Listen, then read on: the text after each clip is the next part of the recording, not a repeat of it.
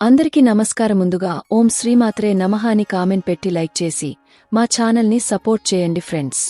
2025 మాఘ శ్యామల నవరాత్రులు జనవరి 30 నుండి ఫిబ్రవరి 7 వరకు జరుగుతాయి. వీటిని గుప్త నవరాత్రులు అని కూడా అంటారు.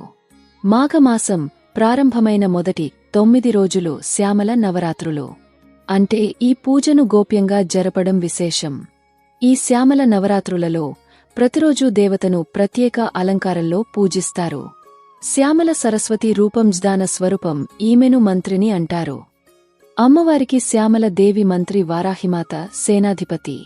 గుప్త నవరాత్రులు అంటే సాధారణ పూజలలాగా కాకుండా రహస్యంగా చేసుకునే నవరాత్రులు.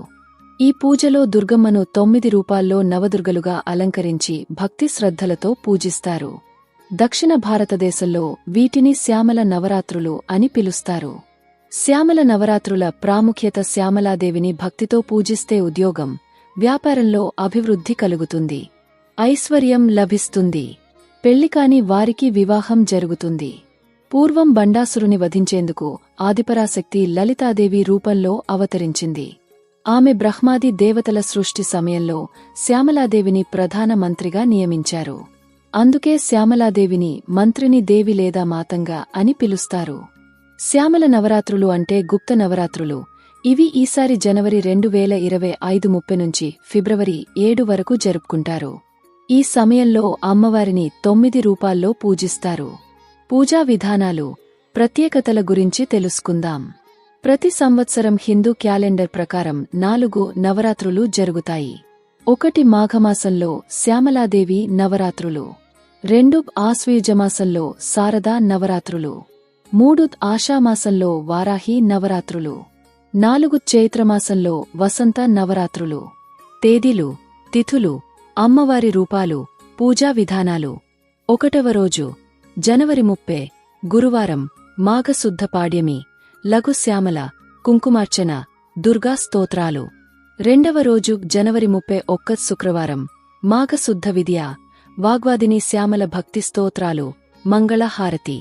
3వ రోజు ఫిబ్రవరి 1 శనివారం, మాఘశుద్ధ తదియ, నకుల శ్యామల, అర్చన, ప్రత్యేక ప్రసాదం. 4వ రోజు ఫిబ్రవరి 2 ఆదివారం, మాఘశుద్ధ చవితి, హాసంతి శ్యామల, నైవేద్యం, స్తోత్రపారాయణం. 5వ రోజు ఫిబ్రవరి 3 సోమవార, మాఘశుద్ధ పంచమి, సర్వసిద్ధి మాతంగి, లక్ష్మీ పూజ, శక్తి స్తోత్రాలు. 6వ రోజు ఫిబ్రవరి 4 మంగళవారం, మాఘశుద్ధ షష్ఠి, వాస్యమాతంగి దీపాలు, పుష్పాలతో అర్చన. 7వ రోజు ఫిబ్రవరి 5 బుధవారం, మాఘశుద్ధ సప్తమి, సారిక శ్యామల మంత్రాలతో పూజ, కుంకుమార్చన. 8వ రోజు ఫిబ్రవరి 6 గురువారం, మాఘశుద్ధ అష్టమి, సుఖశ్యామల, పాయస నైవేద్యం, స్తోత్రాలు. 9వ రోజు ఫిబ్రవరి 7 శుక్రవారం, మాఘశుద్ధ నవమి, రాజమాతంగి, రాజశ్యామల, మహాపూజ, నవరాత్రి ముగింపు కార్యక్రమం. గుప్త నవరాత్రుల పురాణ ప్రామాణికత. శ్యామల ఉపాసన అనేది దశమహావిద్యలో ఒక విద్య. ఈ తల్లిని మాతంగి, మాతంగ ముని కుమార్తె, రాజా మతాంగి, రాజశ్యామల అని కూడా అంటారు. దశమహావిద్యలో ప్రధానంగా శ్రీ విద్యను ఉపాసిస్తే తర్వాత అంత ప్రసిద్ధగా చెప్పుకునేది మాతాంగ శ్యామల ఉపాసన. ఈ ఉపాసన వామాచారం, దక్షిణాచారం 2 పద్ధతులలో ఆరాధిస్తారు.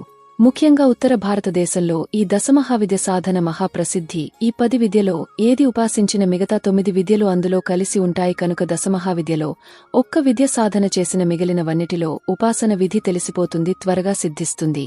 అయితే ఈ దశమహావిద్యలో శ్రీవిద్య ప్రధానంగా శంకరులు వారు వ్యాప్తిలోకి తెచ్చారు. దానికి కారణం శ్రీవిద్యలో బ్రహ్మజ్ఞాన తత్వం గురించి ఉంటుంది.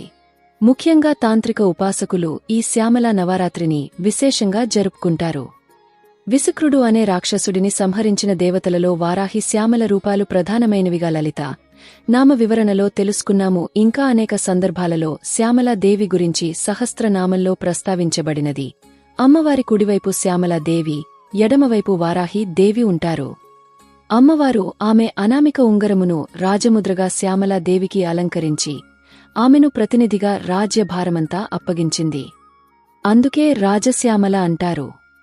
శ్యామలాదేవిని ఉపాసించిన వారికి విద్యలో రాణిస్తారు, కోల్పోయిన పదవులు, కొత్త పదవులు ఉద్యోగాలు పొందుతారు. త్వరగా మంత్ర సిద్ధి పొందడానికి, ఏదైనా చెడు ప్రయోగాల నుండి రక్షించడానికి ఈ తల్లి ఉపాసన ప్రసిద్ధిగా చేస్తారు. ప్రధానంగా ప్రసంగం మరియు నాడ కంపించే ప్రతిధ్వని మాతంగ మన చెవులను మరియు వినే సామర్థ్యాన్ని కూడా నియంత్రిస్తాయి. మాతంగ రుద్రవీణ మ్రోగిస్తూ ప్రదర్శించబడుతుంది. పాటలు మరియు రాగాల యొక్క స్పష్టమైన రూపంగా ఆమెను సూచిస్తుంది. సరస్వతి యొక్క తాంత్రిక రూపం శ్యామల అభివృద్ధికి, ఎందులోనైనా విజయప్రాప్తికి ఈమెను ఉపాసిస్తారు. సంగీతంతో ఈమెను ఆరాధిస్తే త్వరగా అనుగ్రహిస్తుంది. గురుముఖంగా దీక్షను పొందితే త్వరగా సిద్ధిస్తుంది. ఈ శ్యామల దండకం చాలా ప్రసిద్ధమైనది.